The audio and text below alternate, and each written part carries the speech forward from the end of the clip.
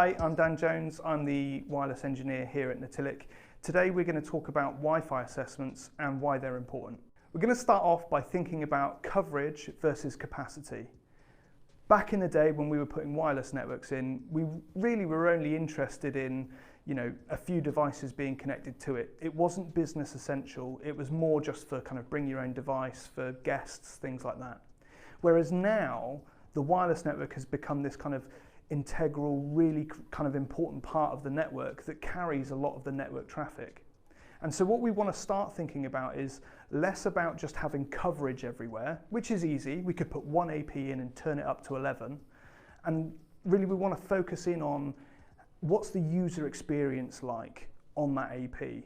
So what we tend to design for now is more APs that are turned down much lower, so that we're only kind of got between kind of 15 and 30 devices per AP. Now what that means is that we can start to have things like video conferencing and things like that happening over wireless rather than having to be cabled in.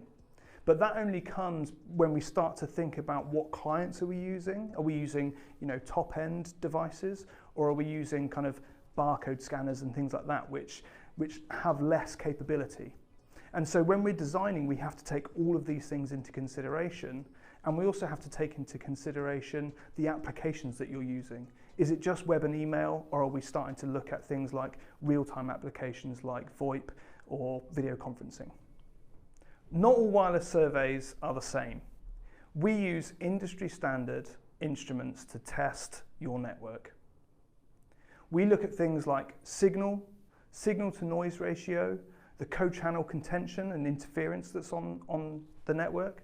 We also look at things like interferers, things that are in the environment, in the office, that are getting in the way of your wireless networks. And one of the main things that gets in the way of wireless networks are actually other wireless networks. Wireless tries to play really nicely with each other, and sometimes that can cause a massive problem for your network. So as we walk around the building, we're looking at a few different things. We're looking at what's your network like? Is it configured optimally? What are the walls like in your office? Have there been any changes to the office space that's opened up a space or something like that that might cause some issues from when that network was first put in? And we're also looking at things like what devices are you using? What applications are you using? And are there specific areas that are used for specific purposes? Things like conference rooms, things like rooms where you've got lots of video calls happening, because the density there and the capacity requirements will be different if you've got different devices and different capabilities in those areas. We're also looking at things like what security you're using, what throughput you can expect. Lots of different things like that we can see as we walk around.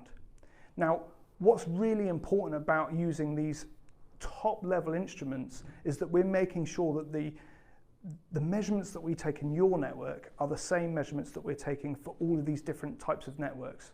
We then start to learn things about how these networks are working in different types of environments and can really tune your network to make sure that it works the best it can. iPhone roaming tests. One of the devices that we're seeing being used most in businesses at the moment is the iPhone. It tends to be the device that's being given out to employees to use in and around the office, but also while they're out and about. So one of the things that we wanted to make sure we had working perfectly was the iPhone. So what we've done is we're using specialist software to pull the logs off of the iPhone so that we can make sure that your end users have got the perfect experience while they're walking around the office. We can see when it moves to a new AP, we can see when it fails over to cellular because the Wi-Fi isn't good enough. And what we can then do is use that information during the survey to make sure that we design a perfectly working network for that device. Now, we found that if we can make the network work for the iPhone, it can work for any device. And that's why we're using these special tools. Ongoing assessments. So a Wi-Fi assessment is a great thing to do. It gives us a snapshot in time where we can go in, have a look at the config, change that config to optimize it for your network. But there is something else we can do. We can have an ongoing assessment where we put sensors into the network so that we can see in real time what's happening and where on the network. This helps us to see if there are any kind of oddities week to week, month to month that might be happening. Say there's a team meeting on a Wednesday where everyone piles into one room. We'll start to see that and we can make sure that the network is optimized for that in that space. The other thing is that sometimes wireless LAN controllers have this thing called RRM, Radio Resource Management, where it changes the settings on the wireless network to try and optimize it. Now, sometimes it does a great job of that, and other times not so much. So what we want to do is make sure that it's not changing it negatively and make sure that it's still optimal as often as it can be. One of the other things that we can do is install an agent onto client devices, so say laptops that you're using in the office. That will give us real-time views of how the client is actually seeing the network at the time. Has it got enough signal? Is there too much noise?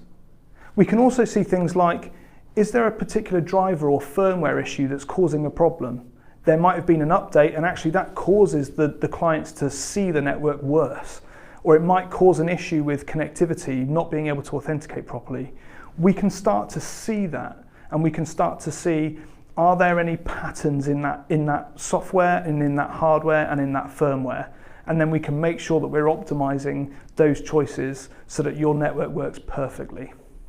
Thanks for watching this Networking Bytes video. If you want any more information, please get in touch.